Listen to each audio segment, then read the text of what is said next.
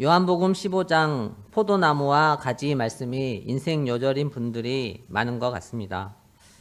그만큼 위로와 소망을 주는 말씀이고 또 좋은 열매 맺기를 우리가 소망하기 때문일 것입니다. 요한복음은 로마의 기독교 박해가 심할 때 박해로 인해 사회적 경제적으로 어려움을 겪고 있는 예수님의 제자 공동체에게 위로와 소망을 주고 방향을 주기 위해서 쓰여졌습니다.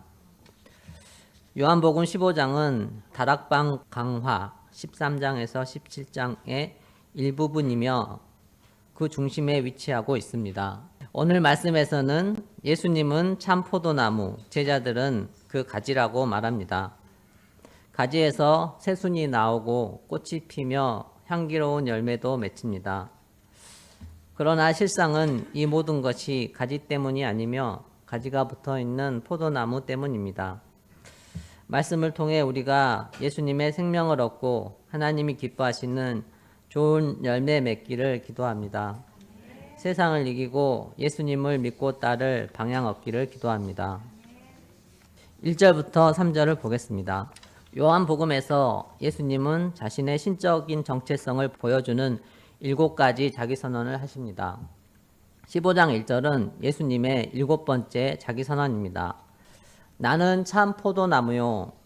예수님은 참 포도나무입니다. 참 포도나무는 완전 포도나무, 진짜 포도나무입니다. 참 포도나무에는 나쁜 열매가 열리지 않고 농부가 기뻐하는 포도 열매가 맺힙니다. 하나님 아버지는 농부이십니다. 농부는 좋은 열매가 맺히도록 부지런히 살피며 수고하고 땀을 흘립니다. 참 포도나무 예수님을 통하여 하나님 아버지께 영광을 돌리는 좋은 열매들이 주렁주렁 열리게 됩니다. 하나님께서 좋은 열매를 위해 하시는 일이 있습니다. 하나님께서는 2가지 가지치기를 하십니다. 첫 번째로 예수님에게 붙어 있으나 열매를 맺지 않는 가지는 그것을 제거해 버리십니다. 열매를 맺지 않는 가지는 죽었거나 썩어 있는 가지로 병충해의 온상이 됩니다. 예수님을 믿고 따르지 않으면서 제자들이 열매를 맺지 못하게 방해하는 자들은 하나님께서 제거해 버리십니다. 가룟 유다의 경우 예수님의 12사도에서 잘라내셨습니다. 또한 교회에 들어와 열매를 맺지 못하도록 갈등과 분란을 일으키며 방해하는 거짓 선지자들, 이단, 사이비들도 하나님께서 잘라내십니다. 멀쩡한 가지인 것 같은데 다 저기에는 그 해 열매가 안 맺힐 가지도 있기 때문에 싹둑 다 잘라냈습니다. 네. 2번째 가지치기는 열매를 맺는 가지는 더 열매를 맺게 하려고 가지를 깨끗하게 합니다. 농부는 불필요하게 자라나는 무성한 잎과 줄기, 넝쿨을 잘라내서 가지를 깨끗하게 정리해 줍니다. 나무의 영양분이 열매에 집중되게 하고 열매가 햇빛을 잘 받고 통풍이 잘 되어서 좋은 열매를 맺도록 합니다. 예수님의 제자로서 하나님께 영광이 될 만한 좋은 열매를 맺으려면 2번째 가지치기로 깨끗하게 가지를 정리할 필요가 있습니다. 신자로서 사람들에게 덕이 되지 않는 말과 행동들은 잘라낼 필요가 있습니다. 신앙생활에 드리는 절대 시간과 하나님께 드리는 마음을 빼앗아갈 수 있는 지나친 취미활동이나 사회활동도 가지치기가 필요합니다. 가지를 깨끗하게 정리하지 않더라도 예수님을 믿으면 구원을 받을 수는 있을 것입니다. 그러나 하나님을 기쁘시게 하는 좋은 열매는 맺기 어려울 것입니다. 오히려 죄의 열매만 맺기가 쉬울 것입니다. 열매는 처음에 맺힐 때는 아주 작습니다. 미니어처 같이 열매 비슷한 모양만 있고 맛도 없고 먹을 수도 없습니다. 달콤하고 향기로운 열매가 되려면 더 열매를 맺고 자라서 잘 익어야 합니다. 출애굽기에서 하나님께서는 너희는 내게 거룩한 사람이 될지니 하셨습니다. 예수님 안에서 제사장 나라 거룩한 백성의 인격과 성품으로 변화되도록 하나님께서는 깨끗하게 하십니다.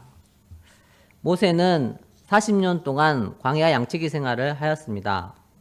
40년 동안 이집트 왕자병을 잘라내고 깨끗하게 하셨습니다.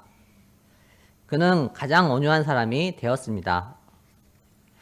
저희 집에 있는 결혼 말씀 액자에는 사무엘하 22장 30절 말씀이 적혀 있습니다. 내가 주를 의뢰하고 적군에 달리며 내 하나님을 의지하고 성벽을 뛰어넘나이다. 아마도 제가 연약하고 무기력한 면이 있어서 믿음으로 도전하여 살도록 이 말씀을 주신 것 같습니다. 예수님의 은혜와 사랑 안에서 제가 마음이 강건한 사람으로 변화되어 가기를 기도합니다. 3절을 보겠습니다. 제자들은 예수님의 말씀으로 이미 깨끗하여졌습니다. 예수님의 말씀을 듣고 제자로 남아있는 자들은 이미 깨끗하게 된 자들입니다.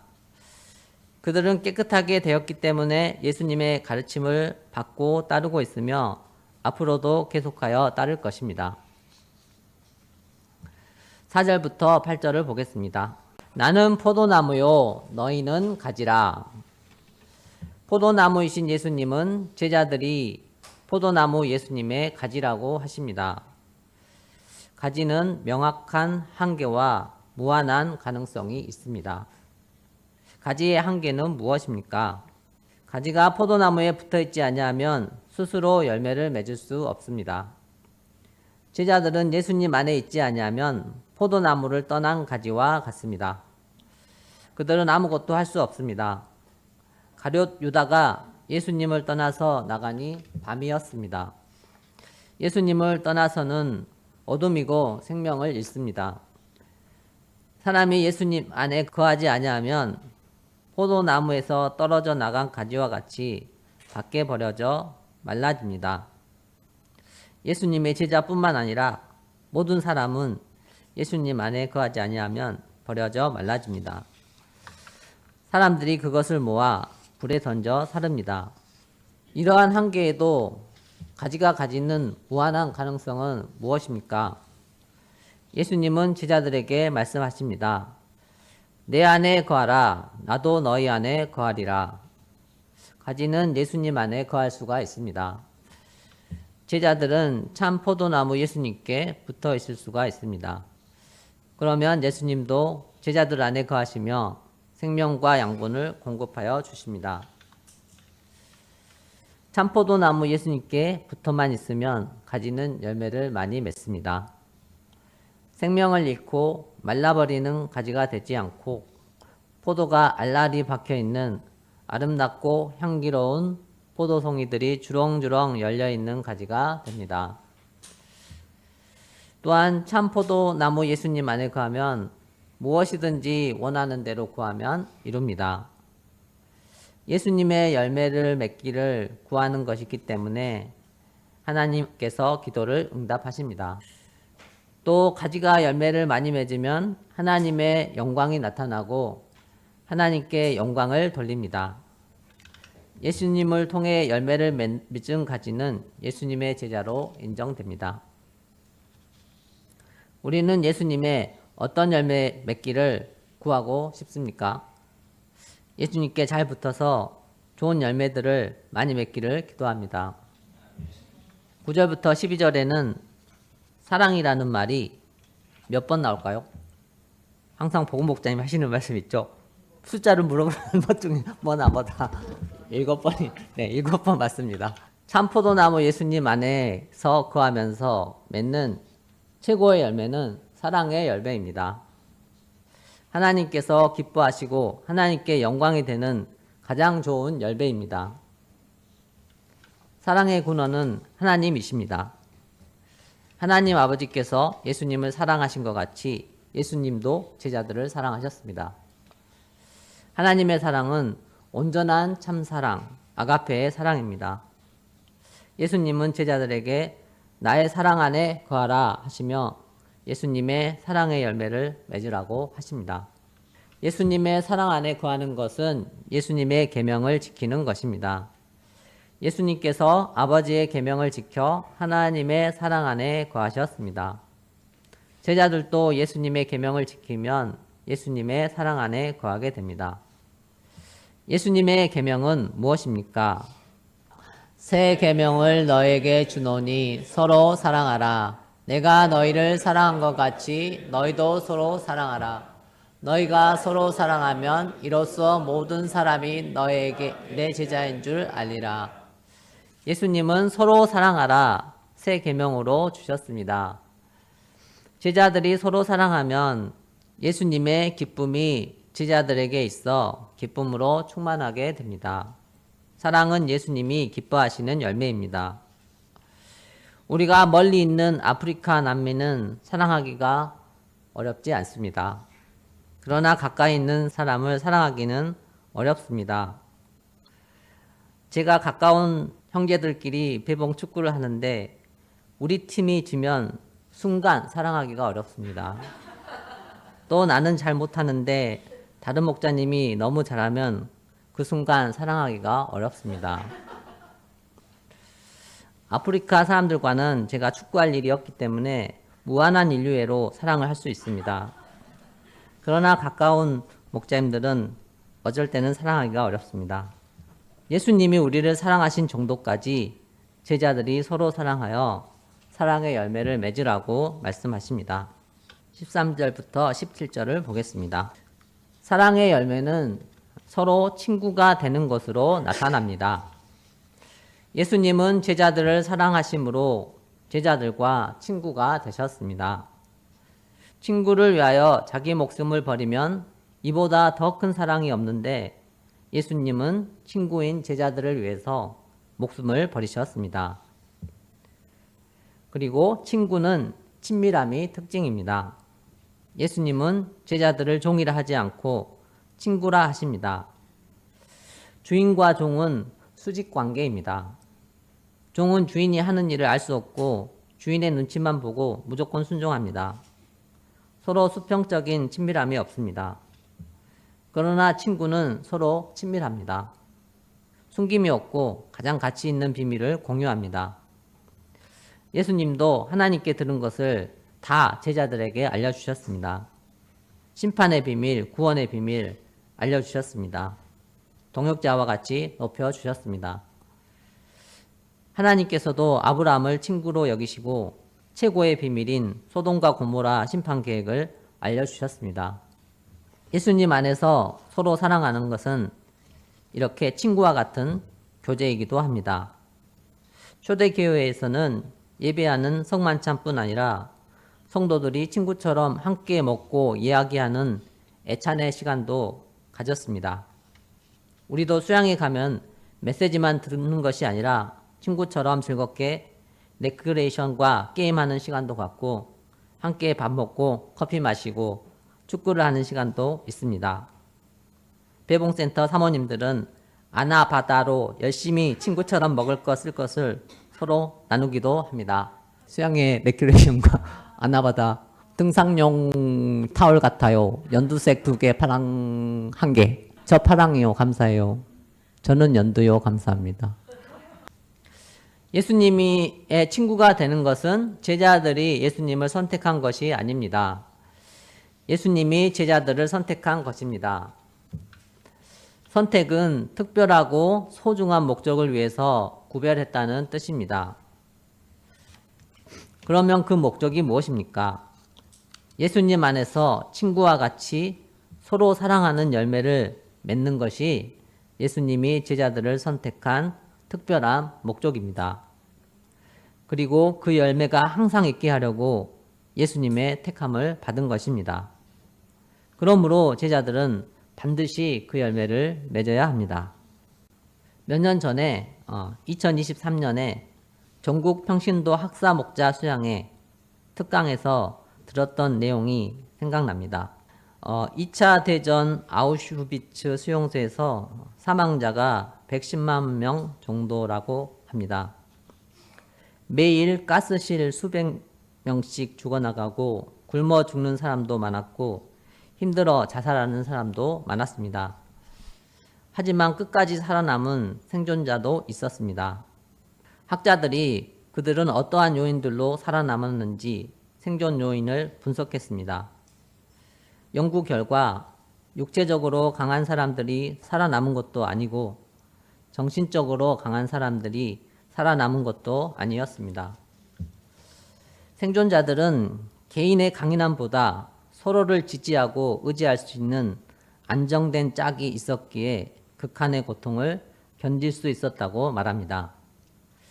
안정된 짝이 있는 사람들이 살아남았다는 것이었습니다. 먹을 것을 서로 입에 넣어준다거나 같이 손을 잡아준다거나 같이 울어준다거나 이런 사람이 있으면 둘이 같이 살아난다는 것이었습니다. 서로에게 안정된 짝이 되어준 공동체의 힘이 생존의 핵심이었다고 평가합니다.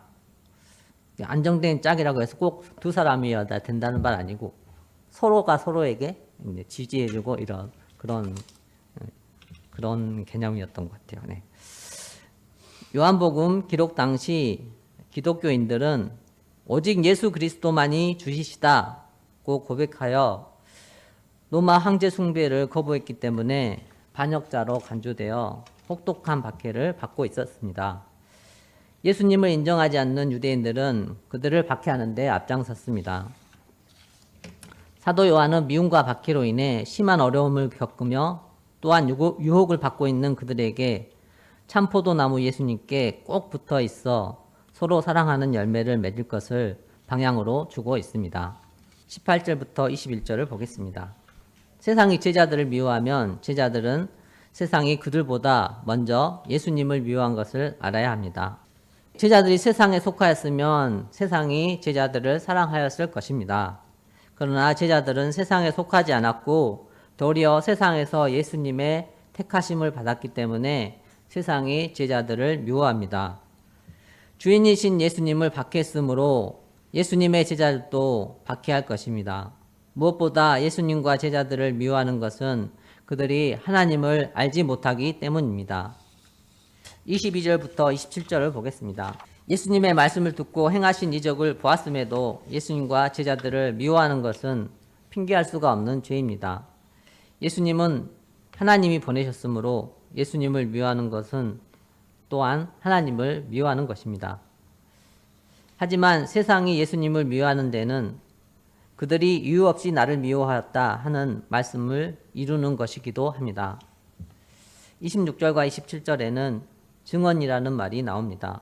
세상이 예수님을 미워하고 부인합니다. 하지만 하나님께서 보내실 보혜사 진리의 성령은 예수님을 증언할 것입니다. 또한 예수님의 제자들이 예수님을 증언합니다. 예수님의 제자들이 맺는 서로 사랑하는 열매가 예수님에 대한 증언입니다. 사람들이 예수님을 직접 볼 수 없지만 제자들에게 맺힌 열매를 통해 예수님을 보게 됩니다. 저는 이번 메시지를 쓰면서 친구와 같이 친밀하게 서로 사랑하는 열매를 반드시 맺어야 한다는 것을 새롭게 알게 되었습니다. 친구와 같이 친밀한 관계는 저의 성정상 왠지 익숙하지 않은 것 같습니다. 저는 집에서 두 아들들에게 일어나, 이불개, 빨리 밥 먹어, 허리 펴, 얼른 옷 갈아입어 이렇게 짧게 명령하는 말만 주로 많이 하였습니다. 빨리빨리 하라고 다그칠 때도 자주 있었습니다. 오늘 학교에서 뭐가 재밌었어? 점심 급식 메뉴는 뭐였어? 뭐가 맛있었어? 이런 걸 예전에는 자주 물어봤었는데 요즘에는 별로 안 물어봤습니다. 제가 관심 있게 자주 묻고 이야기하면서 수평적인 친구 관계를 잘 맺기를 기도합니다. 프린세스 목사님과 같은 병원에 근무하는데 저는 하루에 2-3번 정도 스트레스를 받을 때 찾아갑니다. 찾아가서 마스크 하나만 주세요. 빨대 하나만 주세요. 이렇게 필요한 거를 달라고 할 때도 있고 잠시 잡담을 하거나 과자나 음료수를 좀 얻어먹거나 치료하는데 필요한 환자에 대한 정보를 얻기도 합니다. 그러면 스트레스가 어느 정도 풀리고 마음에 힘이 좀 생깁니다. 예수님은 저를 종이라 하지 않고 친구라 하십니다. 가장 높으신 예수님께서 낮아지셔서 저를 친구라 하셨는데 저도 예수님 안에 거하며 성도들과 친밀한 친구가 되는 사랑의 열매를 잘 맺을 수 있기를 기도합니다.